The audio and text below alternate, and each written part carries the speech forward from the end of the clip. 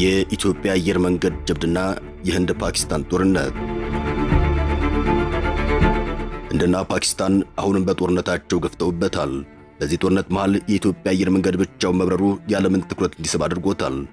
የሁለቱ ሀገራት የድንበር ግጭትና የድንበር ይገባኛል ጥያቄም ከ50 ዓመታት በላይ አስቆጥሯል። ሀገራቱን የሚያጋጨው ደግሞ የካሽሚር ግዛት ይባላል። ገሚሱን ፓኪስታን፣ ገሚሱን ህንድ፣ ግማሹን ደግሞ ቻይና ትቆጣጠረዋለች። ከግዛቷ ውስጥ 45 በመቶ ያክሉን ህንድ፣ 35 በመቶውን ፓኪስታን፣ ቀሪውን 20% የሚሆኑን ደግሞ ቻይና ይቆጣጠሩታል። እናም ግዛቱ እስካሁን ድረስ መፍትሄ ያልተገኘለት የጦርነት ቀጠና ሆኗል። ዓለም አቀፉ ማህበረሰብም በካሽሚር ግዛት ምክንያት ብቅልም እያለ በሚከሰተው በህንድና በፓኪስታን ጦርነት ተቸግሯል። ሀገራቱ አንድ ሀገር ነበሩ። እንዲያውም ህንድ፣ ባንግላዴሽና ፓኪስታን በእንግሊዝ የቀኝ አገዛዝ ስር ለ300 ዓመታት ያክል አንድ ላይ ኖረዋል።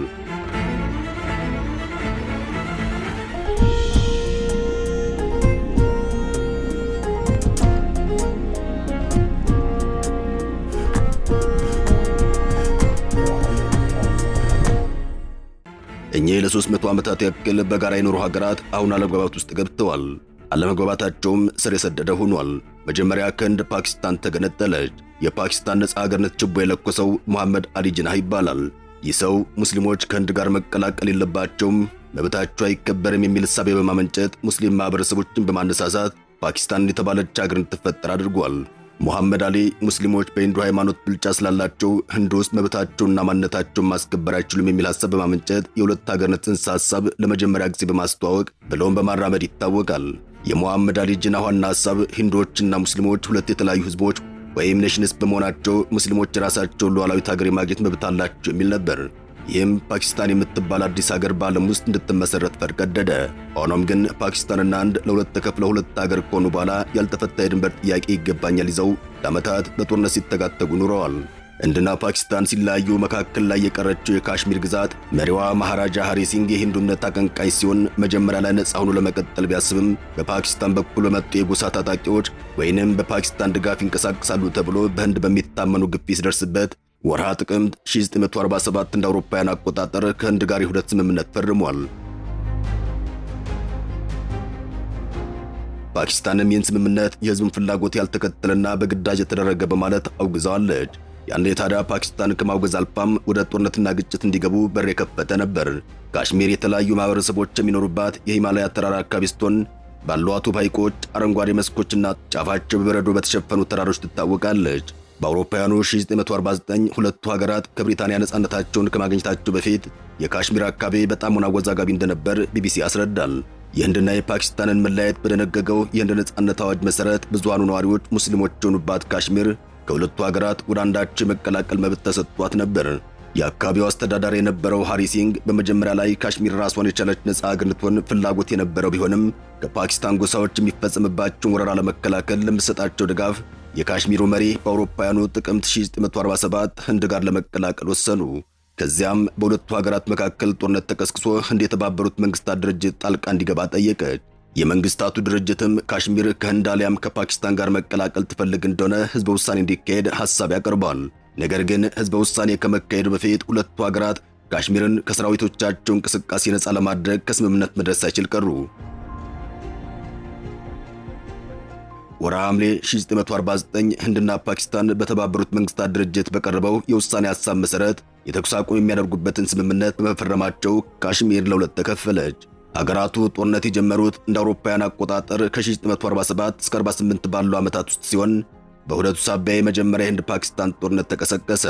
የተባበሩት መንግስታት ድርጅት ጣልቃ ገብቶ የተኩስ አቁም ስምምነት ሲደረግ ካሽሚር ለሁለት ተከፈለች። በህንድ ቁጥጥር ስር ያለው ካሽሚር የጃሙ የካሽሚር ሸለቆና የዳላክ ክፍሎችን ያጠቃለለ ወደ 101387 ካሬ ኪሎ ሜትር የቆዳ ስፋት ያለው ሲሆን በፓኪስታን ቁጥጥር ስር የሚገኘው ካሽሚር አዛድ ካሽሚር ወደ 13297 ካሬ ኪሎ ሜትር፣ በሎም ጊልጊት ባልቲስታን ወደ 72971 ካሬ ኪሎ ሜትር የቆዳ ስፋት ያካትታል። አክሳይችን የተባለው የካሽሚር ሰሜን ምስራቅ ክፍል ወደ 37244 ካሬ ኪሎ ሜትር በ1962 የሲኖንድ ጦርነት ወቅት በቻይና ቁጥጥር ስር ውሏል።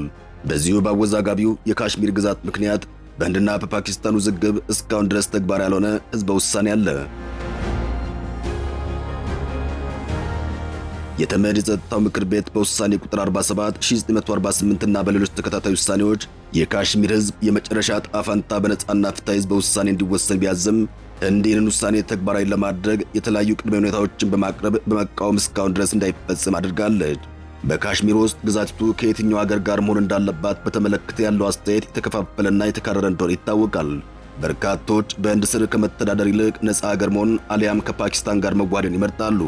ለዚህም ሃይማኖት አንድ ምክንያት ሲሆን በህንድ ይዞታ ስር ከሚገኘው ጃሙና ካሽሚር ውስጥ ከሚገኘው ህዝብ ከ60 በመቶ በላይ ሙስሊም ሲሆን ይህም ሙስሊም ብዙሃን የሆነበት ብቸኛ የህንድ ክፍል ያደርገዋል። የካሽሚር ግዛት ነዋሪዎች ወደ ፓኪስታን የመካለል ፍላጎት መኖሩ ደግሞ ውጤቱን ከባድ ያደርገዋል። ከ1989 ጀምሮ የህንድ አስተዳደርን በመቃወም በአካባቢው በ10 ሺዎች የሚቆጠሩ ሰዎችን ሕይወት ያጠፋ የትጥቅ አመፅ ተካሂዷል።